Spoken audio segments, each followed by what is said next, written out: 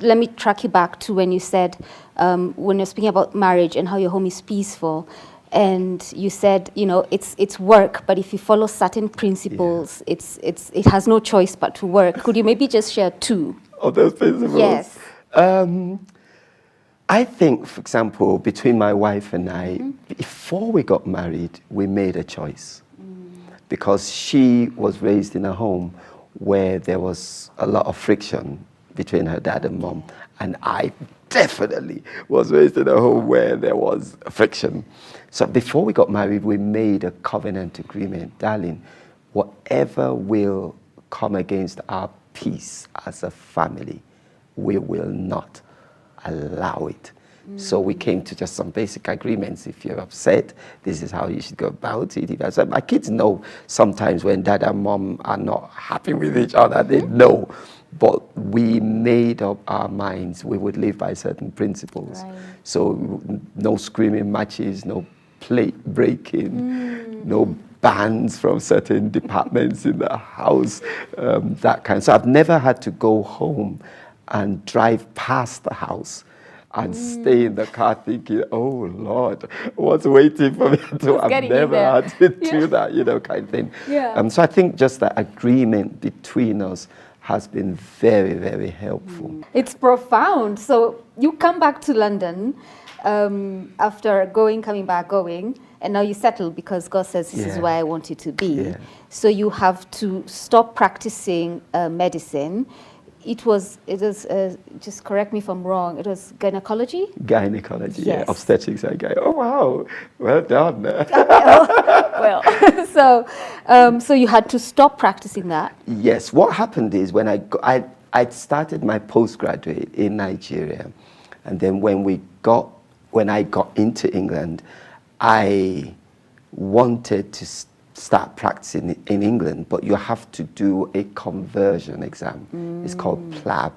It's just something you can do. So I'd started preparing for that when God said, I don't want you to do that. And I'm saying to God, I want to do that. I wasn't consecrated like that. Do you see? I'm going to be honest. I wasn't there, oh, this is God's darling. No, I wasn't having it. So what I did as a compromise is I got a job with the civil service. I just used my A-levels or something. I never told them I had a degree in medicine. And I got a job with the civil service, and I thought in that time I would sit for PLAB and start practicing, complete my postgraduate. When God said after about a year or two, he says to me, I want you to quit your job. I'm going to send you into ministry. No church, nothing. And I'm like, no. I have no intention of doing that. And God wasn't having, you know, God, when he wants to have his way, has his way. Yeah. So eventually, I quit my job and told God, so now what? So he says, I want you to start a church. And I just told him, capital, no. Forget it. So for 9 months, I'm in a wrestling match with God.